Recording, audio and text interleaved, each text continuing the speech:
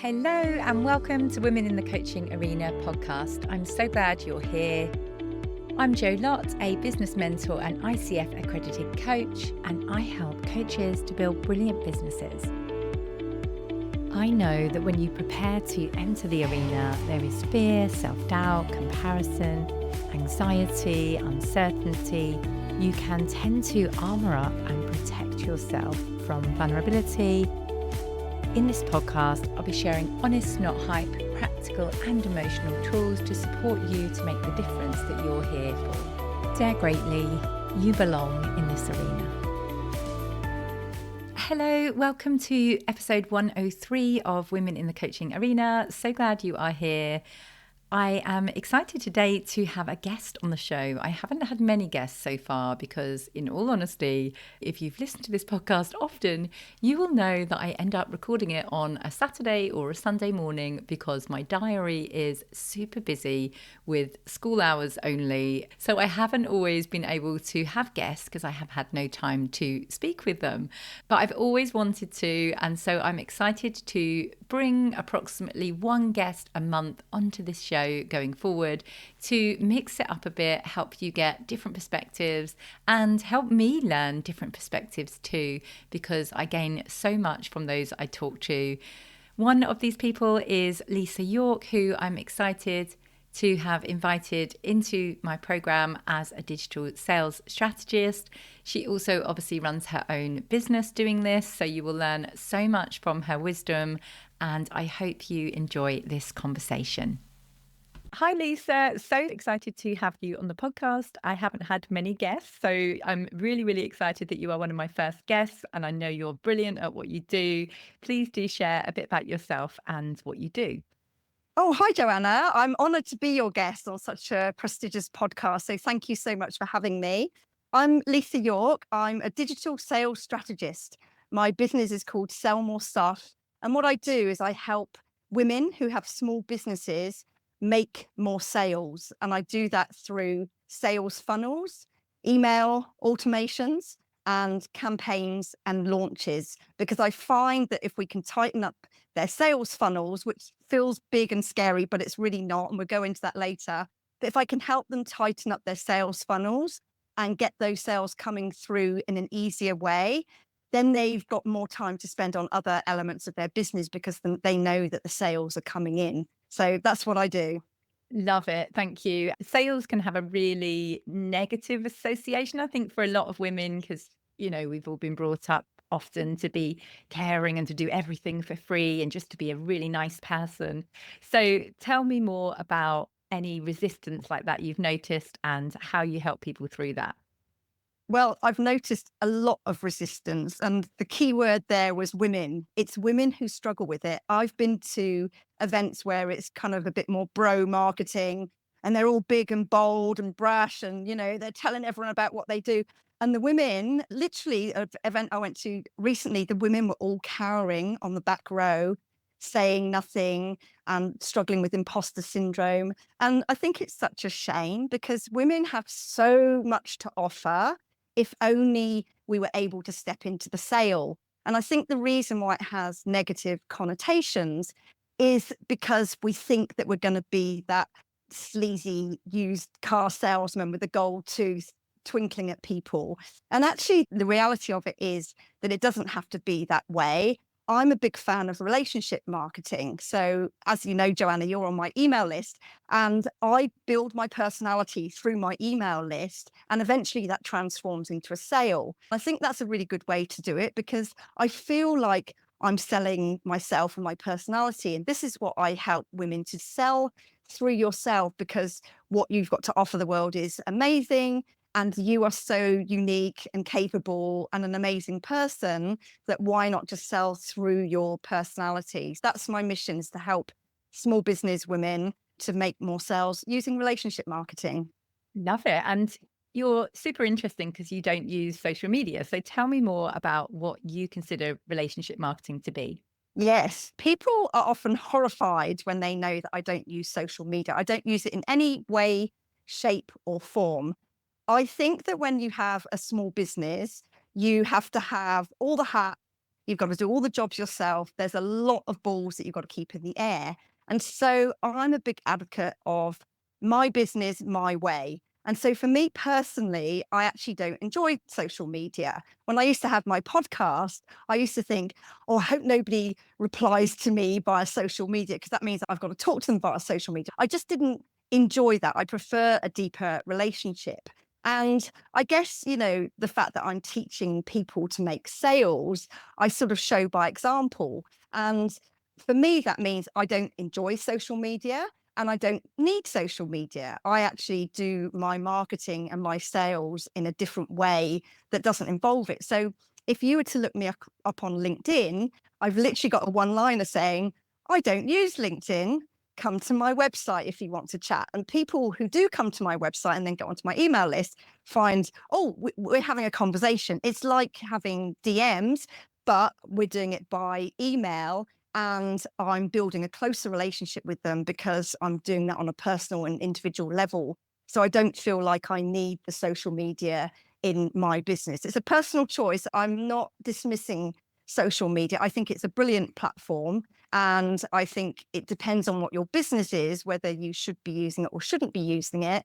But I don't think that we should automatically be saying, because I've got a business, I have to be using social media. So interesting. I don't think I've ever spoken to anyone who doesn't use social media in any capacity. So you haven't even, like, with your friends, family, Instagram, Facebook, nothing? No, nothing at all. And I make lots of sales. My business is thriving. I have a big customer base. I'm making lots of sales. I just don't feel like I need it in my business. So tell us the secret then. How do you get in front of people without social media?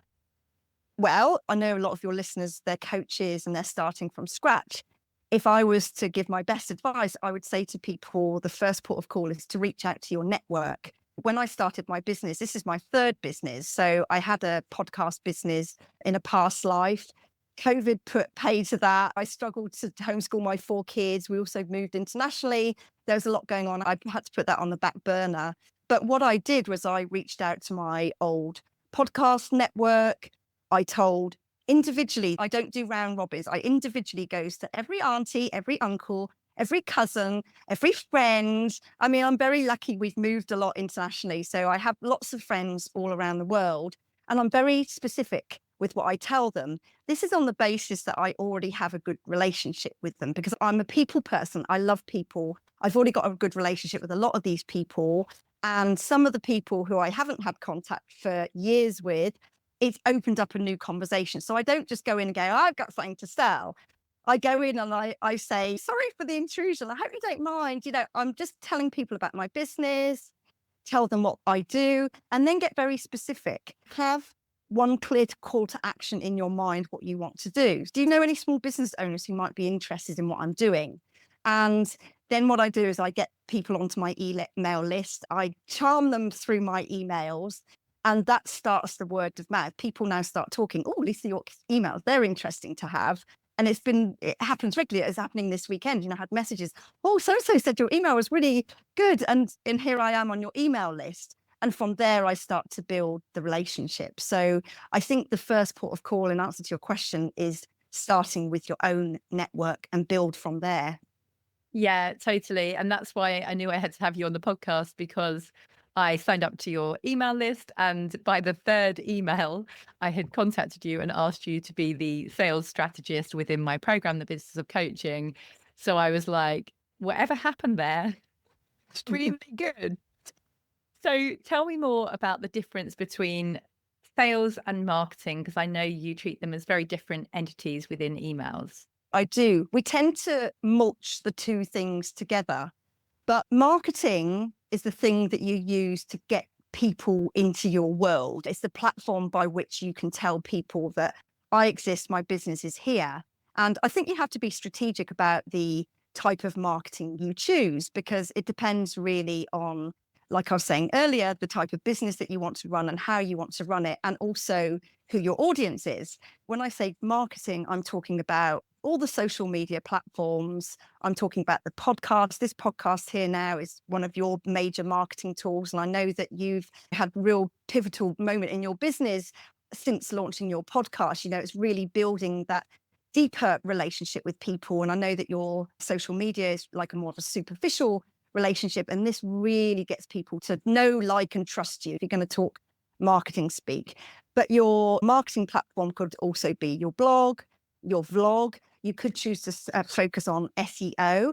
All of those things get people into the top of your funnel. And I always say the only call to action, no, sorry, not the only call to action, the main call to action with all those marketing channels should be go to my website. And that's not to say that you can't have others, because you might mention your lead magnet or a specific podcast episode or a blog that you've just released or whatever it might be. But it always should be go to my website. And from the website, the key thing is to try to get them onto your email list. So that's marketing.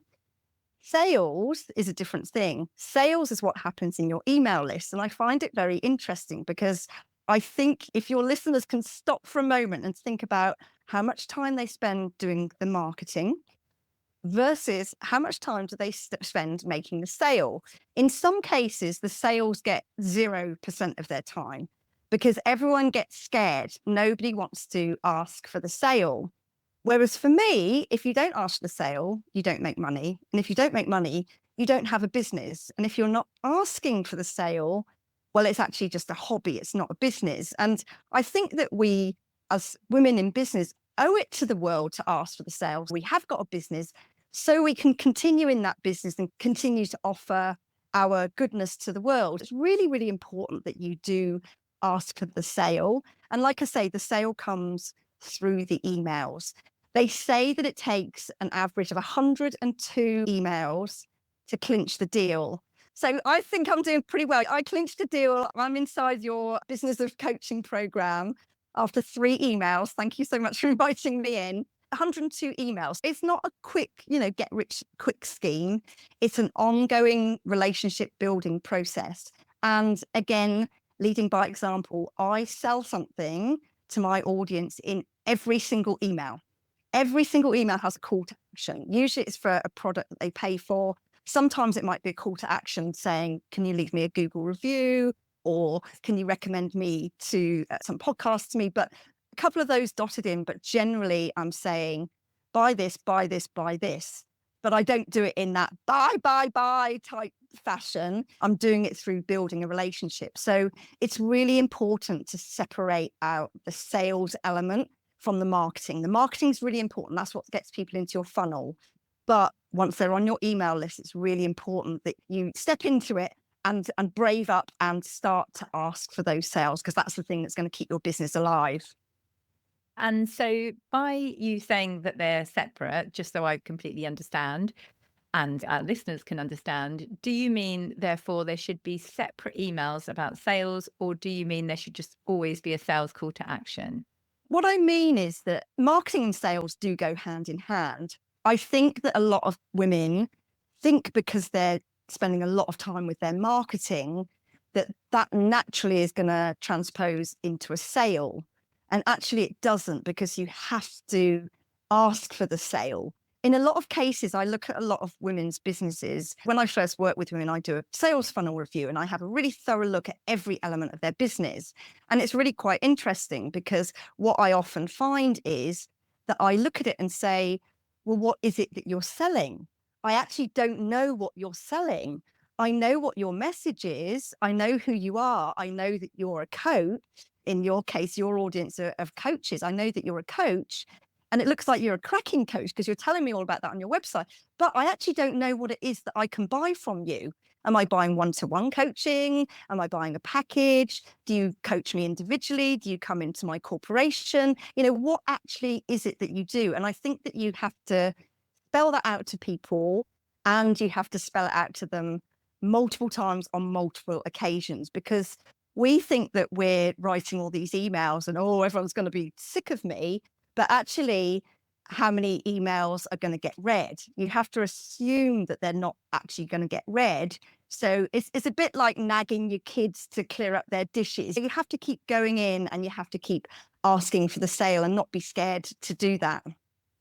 That stat about 102 emails is amazing. I think we all need to hear that, because I often find I teach people to set up their lead magnets and nurture sequences in my program. And then obviously it's a 2-week sequence. And then no one ever wants to do the weekly email after that.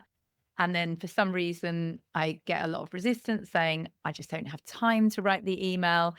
But instead, they're posting on social media every day. So how can we encourage people to make this a priority in their business? I think the bottom line is they need to make it a priority. I always say to people, beware of the just, because someone said, just post on social media or just do this and just do that. There's a lot of things. We've all got really overflowing to-do lists. And you have to make wise choices in your business about where you focus your attention. For context, I have 4 children and I spend about 2 hours every afternoon. I work from about 1 till 3 every afternoon. I go, okay, I've got a very small window. So I'm not going to spend my time on the social media. I'm going to spend my time on the individual outreach that I was talking about. And what I am going to spend time on is writing that email. And I hear that a lot too. It's interesting that you said that about that resistance to the emails. I think that you need to just brace yourself for the fact that you need to just say, I'm going to put this in my calendar every single week. And I know everyone says that, like, make that the priority. But really, what could be more higher priority than making a sale in your business? But I know that the more emails you write, the closer the connection is with your audience. And therefore, the more likely they are to want to buy your product. So I say with the email marketing, you need to make them the person that you would go to. For example, if I was a coach and I wanted someone to teach me how to create a business around coaching, I'm not going to go to Google and go, oh, I want a business of coaching coach. I'm going to come to you because I know you, because you spent time developing your relationship with me through your emails, through your podcast. And emails, obviously, like you say, where the selling comes. As an example, when you started doing your events, Joanna, I was living overseas. And so I was like, nose pressed against the glass, like, I'd love to come, but it's too far. I can't make it. And I decided that when I moved back to the UK, I was coming to your event. And so you literally just kind of made a little whisper about, oh, you've got this event coming. I'm on your waiting list. Bam, I was on it. And I thought to myself, I am waiting for Joanna's email every single day, because the moment she tells me the event's open and I can sign up for it, I'm getting on there, because I don't want all the spaces to be filled up and me miss out on the chance to get to your event. How did you do that? Well, you did that because you'd built a relationship with me. I wanted to go to your event, not anyone else's event. Joanna Lott, her event. I want to go to your event because it was run by you, because you'd built that relationship with me. So back to your question, it's so important that you actually make the time to write those emails, because that's how you build that deeper relationship. And therefore, that's how you make sales. I love it. And I know that there'll be people listening, because I hear this all the time, saying, well, I'm just going to wait until I've got 500 people on my email list before I bother starting up this weekly email. What's your advice to those people that maybe have got 2 or 3, their fast lead magnet signups, and how should they go from there? Well, I think they should always treat their email list very professionally. I think people get caught up on these vanity metrics. We need to have a lot of people on our email list in order to make the sale. That is absolutely incorrect. When I first started my email list, and just for context, I held off that for quite a while because I wanted to build a really enticing welcome sequence. And my welcome sequence and my automations have a lot of emails in them. I spent a considerable amount of time doing that, but I also wanted to make sure that I had the capacity to write those emails. So I held off launching my business until I had all those pieces in place. When I first started my business, I had 8 people on my email list. And from those 8 people, I made 4 sales at £250 each, which is £1,000. I'm in your business of coaching, get onto people's podcasts. I use those people wisely. And I think it really doesn't matter. It's not about the number of people you've got on your email list. What's more important is that those people on your email list are your people. And this is another element of the sales funnel that I teach. It's about using your marketing, the social media, the podcast, the blog that we talked about, using the marketing to be very specific in talking to the very person who is your target market. I know in your program, you talk a lot about niching, niche down as much as you can. Because you can't just go, I'm a coach, and go, oh, so what? You need to be specific about what that is. And then in your marketing, you can talk specifically about that. And through your opt-in process, it's actually really good if people don't opt in, because the more people you have on your list, the more money you have to pay to have them there. So I'm ruthless with my list. It's like, if you're not reading, you can go. And actually, I love unsubscribes. I mean, everyone heart sinks like someone unsubscribed from my list and it's all terrible. I do little leaps around cartwheels and what have you, because I think, great, that's good that they've unsubscribed. It's not that they don't like me. It's just that I'm not offering them something they want. And I would rather that they left than stay on my list. So for me personally, my list is very, very small, but they are really highly targeted. I'm very specific about who I let into my world. As you know, I mean, I actually laugh about it with the first emails that I send people, telling people, you've got to jump through some hoops here. I make them reply to the first email and say hello to me. All these things that people would probably gasp in shock about what I'm doing with my business. But once they get onto my email list, because they're so highly targeted and because they've really got to know me, I find, like you, after 3 emails, and for context, we had a relationship before because you'd come to me before I'd launched my business and what have you. But people come to me early in that process. It doesn't take me too many emails to get people to convert to becoming customers. Don't get hung up on that, 102 emails I've got to write. But in answer to your question, it doesn't matter. If you've got 3 people on your list, treat it professionally. Still do to them what you would do if you had 300 or 3,000 people on your list. That would be my advice to that. It's so true. It reminds me of when people say if you had 3 people in a room, you wouldn't just completely ignore them. You can actually do the things that you're doing, for example, like hit reply and I'll send you a review of your website. I think I saw in one of your emails. So you can do like super personal, really helpful things when you have that capacity. Correct. Once they've got through the hoops with my email list, one of the first emails, and I don't advertise this, they can only see this once they've come onto my email list. But I say to them, I'll give you a free above the fold website critique. And I make it kooky. I say to them, you've got 24 hours to take me up on this. And if you don't want to take me up on that, that's fine. But guess what? I'm never giving you anything for free ever again, because everything's going to have a price tag. Because guess what? I'm selling stuff because I'm going to teach you how to sell stuff. But what I find is the people that are very highly targeted, and most people take me up on that, they come in and they say, yes, we'd really love your critique.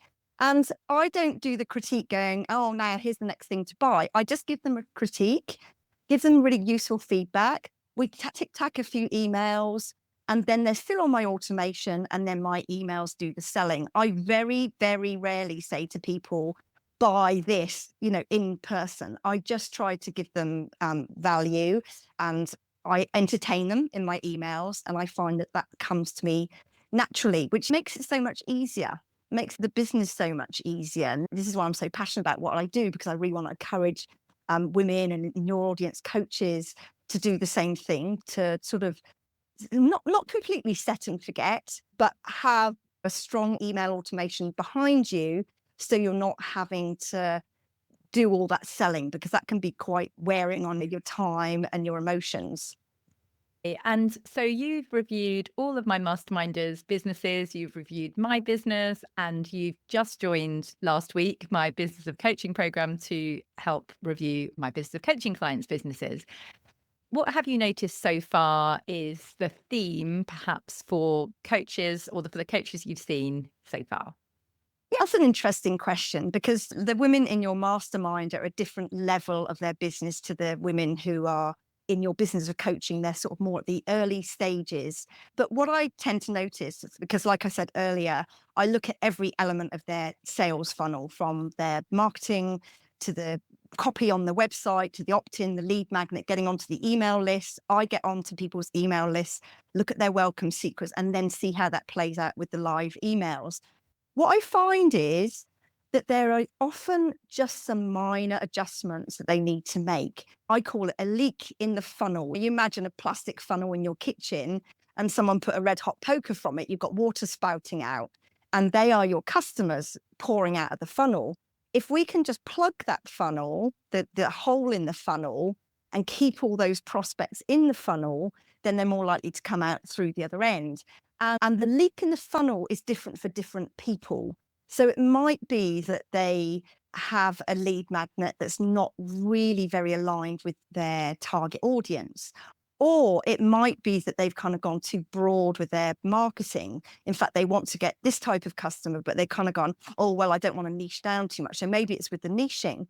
Sometimes it's with their website. I think with websites, the fewer words that you have on your website, the more likely people are to read them.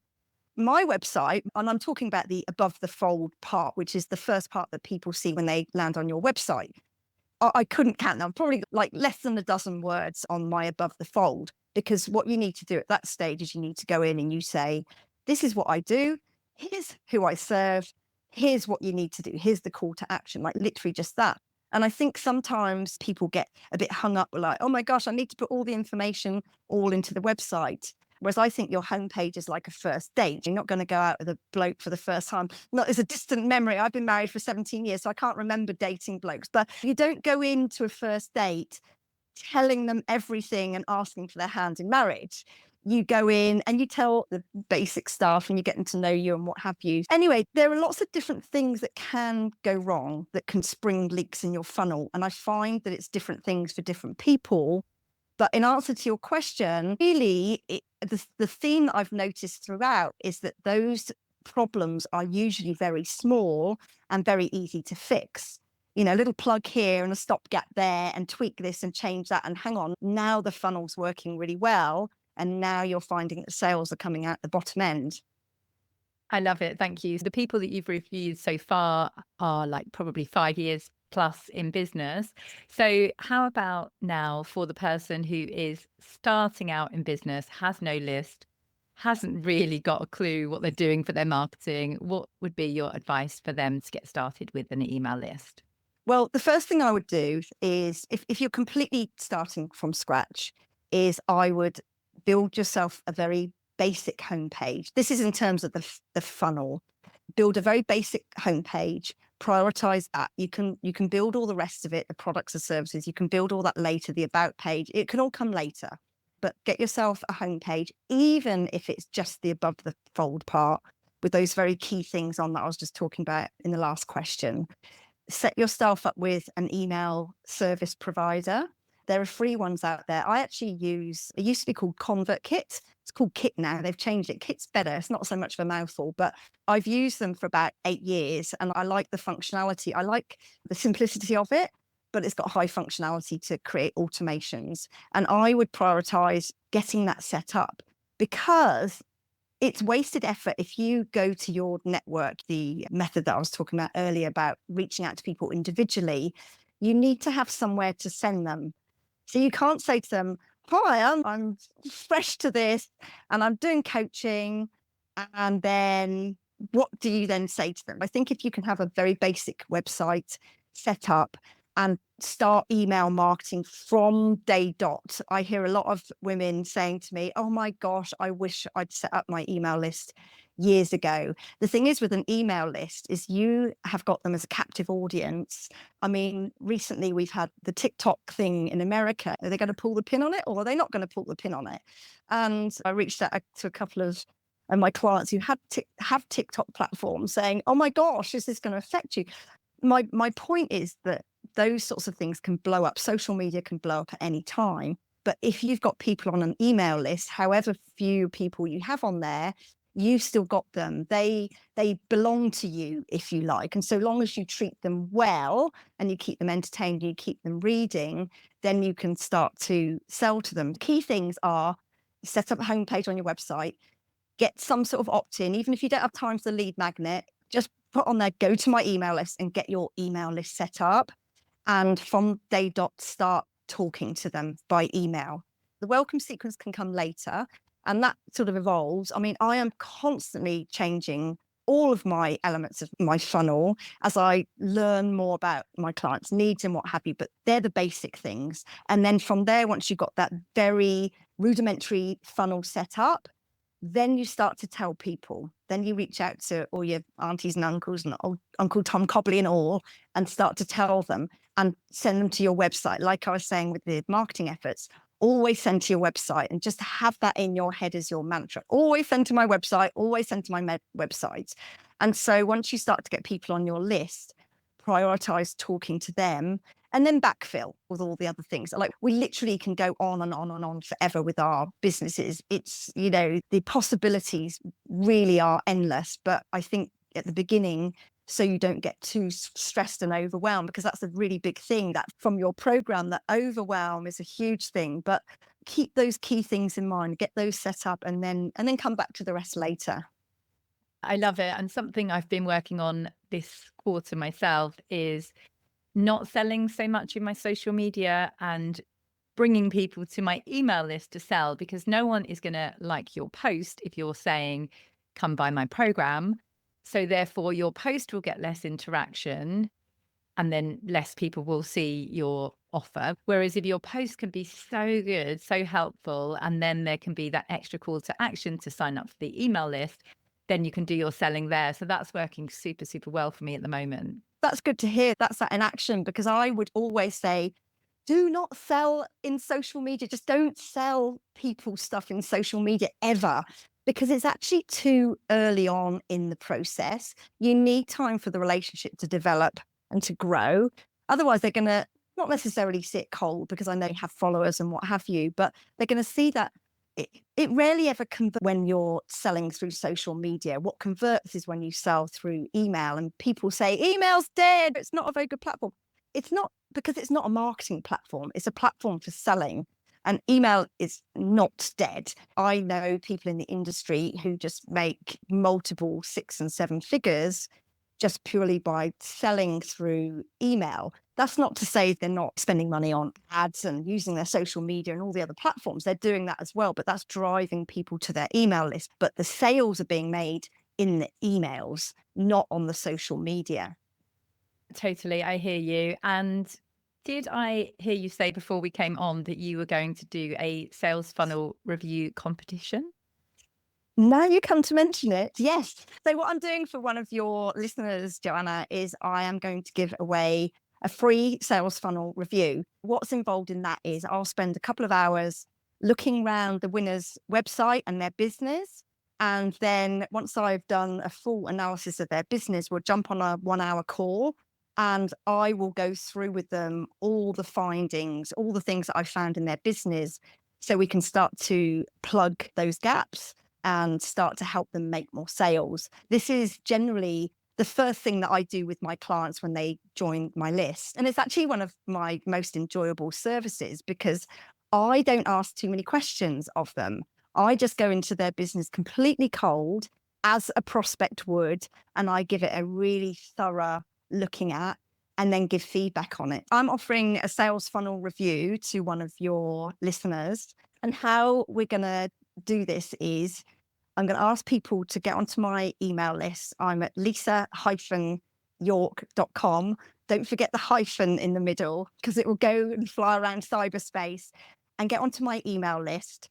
They'll have to get to the first couple of emails, but when they reply to the first emails, if they tell me that they heard me on your podcast, then I'm going to put them into the pot. And so what I thought like we do, Joanna, just for a bit of fun, if you can pick a number between, let's say, 50 and 100, and I'm going to choose the subscriber number that you've picked. So choose your number. 57. Okay, that's the winning number. So the 57th person that joins my email list is going to be the winner of the prize. The reason I've done it like this is because I know with a podcast, sometimes it takes people a little while to get around to listening to it. It's not like an email where it's like, oh, first come, first serve, but we'll give people a little bit of time to listen to your episode. And the 57th person to get onto my email list, or more to the point, to respond to my first email saying they want to claim the free sales funnel review, will be the winner. And then maybe what I'll do is, once we've got to that stage, I'll let you know and you can share who won in your emails. So exciting. I love that way of doing it. I do competitions sometimes, but I'm literally like old school and just get like a plant pot and write everybody's names in it. I love that idea. And also, obviously, you'll learn how to write a great nurture sequence. There's a huge benefit whether or not you win the competition to being on Lisa's email list. So is there anything that I should have asked you that I haven't asked you yet? One of the things that it would be nice to talk about would be how to build the relationship with your list. Because I know a lot of people say, I know that I need to email. I get it, Lisa. You've told me enough times. Like, yeah, got it. But what do I say in the emails? Because I can't think of a single thing to say. To that, I would say this: one thing per email. When I see the newsletter saying, I've got a blog post out and this happened, then this, and then this, and do this, and do this. And I'm just like, oh my gosh, my head's going to explode because you're telling me too much stuff in an email. I think it's actually better if you've got 5 different things to say in an email, send them a message 5 different times, because it's a bit like having a coffee with a friend. If you have 5 coffees with a friend over the course of 5 months, you're going to have a close relationship with her than if you just meet your neighbor. So put all those things into separate emails and then tell stories. Now, I often read people's about page and they're like, oh, I've done this and I've done this. I know you've got to say those things, but what I do is I focus in and I focus down and I take one small element of something that I've done. And it can be tiny. You don't have to tell the entire story, but storytelling is really important. And so you tell a story, whether or not it's related to the thing that you're going to sell or not, it doesn't matter, because the story, it's a bit like Netflix. Like, why do people keep going back to Netflix? They go back because they want to find out what happens next. And through our emails, we're telling the story of us and our business. So I would tell a story about your granny went to the supermarket and this is what happened to her. You know, my dog met another dog in the park. Anything. It could be absolutely anything. For example, on Saturday night, just gone, I did an event for the school. I helped with an event. And I was the MC for the event because there's nothing I like more than showing off in front of a crowd with a microphone in my hand. So I was the MC for the event. And after I get off the call to you, I'm going to write an email about one tiny element of me being the MC. And there were loads of things that happened that night. I could talk about any one of those, but I'd try and take the piece that's really interesting and exciting, and I write a little story and a little anecdote or something about it. And then what I do is I twist it into a transition to make a sale. For example, I always do my thinking outside of my computer time. When I was walking back from the school run this morning, I was thinking, okay, what can the transition be? So I'm going to talk about how I was the MC at the event and how I like talking in front of a microphone, and call to action. If you'd like me to talk to your people at your event, here's what to do. If you make a decision to spend a few hours, probably while you're walking is a really good one, driving is a really good one, because when you open up your laptop, your mind goes blank, to think about what it is that you could talk to your people about. And when I make a decision to do that, I come back with so many ideas that I'm just like, oh my gosh, I've got too many things to talk about. I mean, I've got lists of emails that I plan to write that probably would take me 3 years to get around to writing them because I've got so many ideas. One of the key things is make a note of it. Because again, you get to your laptop and you'll forget what you're going to write about. What I do to write my emails is I audio them to myself. So I send myself an audio and I just go blah, blah, blah, blah, blah with all my different ideas. I transcribe it. I paste it into a document when I'm ready to write. And I've already got the template of a really good email, something that's interesting and something that's engaging. And I think if you build your own personality, and we've all got stuff to say, interesting lives or what have it, whether it's something that's happened Saturday night just gone, or whether it's something you plan to do in the future, or whether it's something that happened in the past, or whether it's the thing that happened to your neighbor, the neighbor's dog, your Auntie Flo, it doesn't matter. It's more about getting that interesting story, telling the story and making a transition into a sale. So you'll probably never look at my emails with the same eyes again, but that's how you always have email fodder, plenty of it to keep the emails alive and never run out of things to say. And of course, the other thing you can put into that is stuff to talk about your business And a really good one is how you helped people. I love that, Joanna, that you had an email the other day about one of your clients who you'd helped. And those emails to me, I'm really engaged with. I love reading those. I'm like, oh my gosh, what happened to Kathy and where did she end up being? And they're really, really interesting. So there's always plenty of fodder for your emails. I love it, Lisa. I feel like I need to spend a lot more time doing that. I think by the time I've done the podcast, I end up thinking, quick, got to just write an email saying, listen to the podcast. It's definitely on my mind to make emails even better. So how would you balance writing the email versus podcast? What I would do, for example, if you were writing an email now for this podcast, I would sit for a minute and think to yourself, what was the thing that stood out to you about what I said? Like one thing that stood out to you. So I'm putting you on the spot now, but is there something that you thought, oh, that was powerful, that was interesting, or what have you? Yeah, for me, definitely the 102 emails. 102 emails. Okay, perfect. So I would open up your email by saying that it takes 102 emails to sell your product. So don't be disheartened by this. And then say, and the reason I know that is because I interviewed Lisa York on my podcast, blah, blah, blah, blah, blah. And now you're transitioning into the podcast. But if you can open with something really punchy, in my emails, like I was talking about my son who was complaining about dinner. And so I'd written all about it. But rather than go, oh, my son complained about dinner, I acted it out. So in the email, I was like, stomp, stomp, stomp, slam. He stomped up the stairs, he slammed the door. I've made it like a novel. And so if you can just pull out one little thing from your podcast episode that you think is really quite intriguing, that would make people want to listen, then that's your hook. And then you tell your story and then you transition to the podcast. And I think that makes it a whole lot more interesting for people to read. And then it gets to the stage where you start to actually look out, just like I was doing when you had your event. I'm looking out for Joanna's emails because I know she's going to say something that I want to do or want to hear. And if you can try and do that through every email and people start to read, then you can start to make the sales. Thank you so much. Well, there's my email written for me. There's your email written for you. You're welcome. Thank you so much, Lisa. Well, thank you so much for your time. What is a final thought you would love people to take away from this episode? My final thought, I think, would be don't be scared to get out there. I think once you start trying to get clients and getting clients, you start to learn about your business. You learn who they are, what they want. And I think it's really easy to hold back with your business and say, oh, I'll do it when, and when this happens, when all the stars line up, then I'll do it.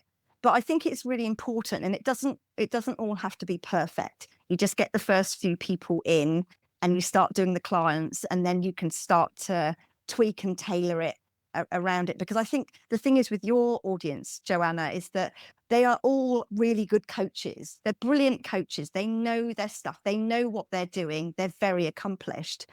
What they might be a bit more unsure about is how to run a business, because running a business is a whole new ball game. It's not coaching. It's completely different. And you have to have a new set of skills in order to run a business as a coach.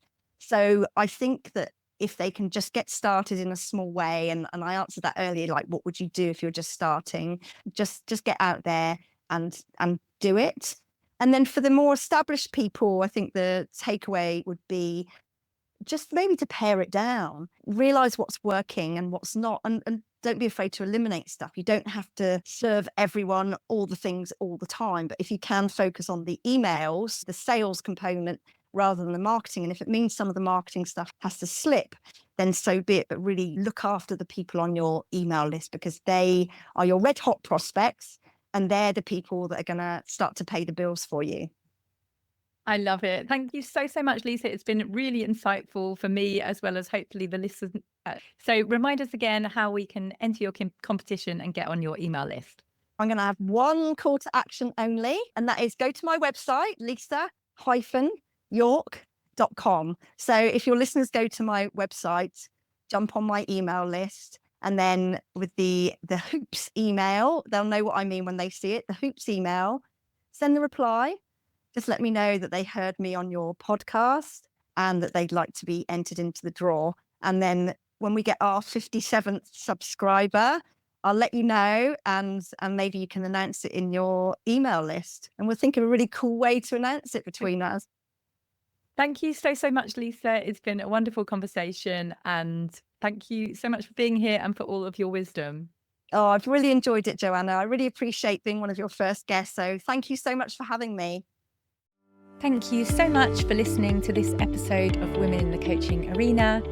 I have a mass of free resources on my website, joannalottcoaching.com. That's Joanna with an A and Lott with 2 T's, joannalottcoaching.com.